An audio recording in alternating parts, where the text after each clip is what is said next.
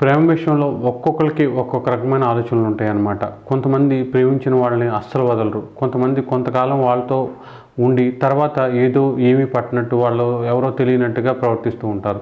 కొంతమంది దేవదాసులు అవుతారు, కొంతమంది మోసం చేస్తారు, రకరకాలుగా ఉంటారనమాట. అయితే మొత్తంలో మొత్తం మనకున్న తేదీలు 31లో ఒక 3 తేదీలు వాళ్ళు మాత్రం చాలా స్పెషల్ అనమాట. వీళ్ళు ప్రేమను చాలా ఈజీగా తీసుకుంటారు. ఉన్న చోట నచ్చిన వ్యక్తులతో ఉండడం, మళ్ళీ అక్కడి నుంచి వెళ్ళిపోయిన తర్వాత మళ్ళీ వేరే వాళ్ళతో ఉండడం, ఇలా వెళ్ళిపోతూ ఉంటారనమాట. వీళ్ళు ఎక్కువ సార్లు వీళ్ళ లైఫ్లో ఒక 5, 6, 10+ లవ్ స్టోరీస్ ఉండే అవకాశం ఉంటుందన్నమాట. ఆ తేదీల్లో పుట్టిన వాళ్ళు ఎవరంటే బుధుడికి అధిపతి అయిన సంఖ్యలు అనమాట. 5వ తేదీ, 14వ తేదీ, 23వ తేదీ.